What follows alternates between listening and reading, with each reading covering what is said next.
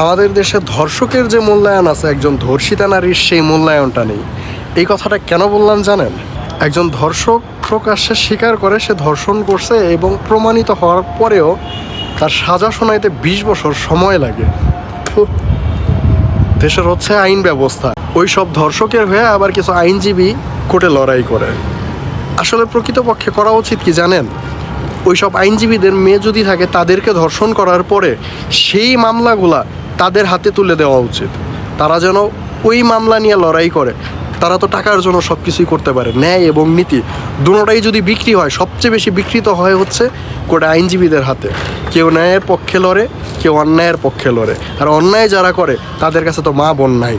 তো তাদের ঘরে যদি কোনো ধর্ষণ হয়, আমি বলবো যে ওই ধর্ষণের মামলাটা তারে দিয়েই করানো উচিত, তাকেই দাঁড়ানো করা উচিত লড়াই করার জন্য। একবার ভেবে দেখেন তো আমাদের দেশের আইন ব্যবস্থা কতটা দুর্বল।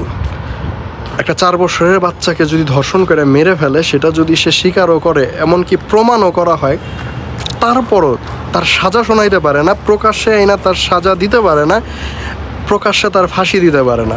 সেই বিচার করতে গেলেও, সেই বিচারটা করতে গেলেও 20 বছর সময় লাগে। কেন এই দুর্বলতা? যদি আইন ব্যবস্থা তো দুর্বলই হয়, তাহলে কেন আর এই কথাটা বলা হয় আইন চলে নিজস্ব গতিতে? আমার তো মনে হয় আইন সবসময় কারো না কারো পাচেটেই চলে।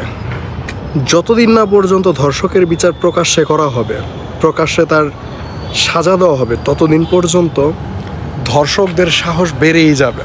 তারা ধর্ষণ করবে নির্ভয়ে, কারণ তারা জানে এদেশে ধর্ষণ করার কোনো বিচার হয় না। আর যদিও ধরে, সেই বিচার কার্যকলাপ হইতে 20 বছর সময় লাগে।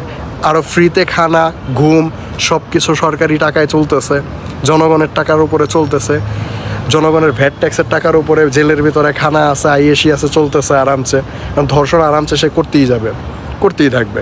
ধর্ষকের বিচার এভাবে না, হয়তো জনগণের হাতে তুলে দেন, নয়তো প্রকাশ্যে এনে তার বিচার করেন। এমন বিচার করেন যেন একটা ধর্ষকের বিচার দেখে আরও 10 জন মানুষের রূহ পর্যন্ত কেঁপে ওঠে।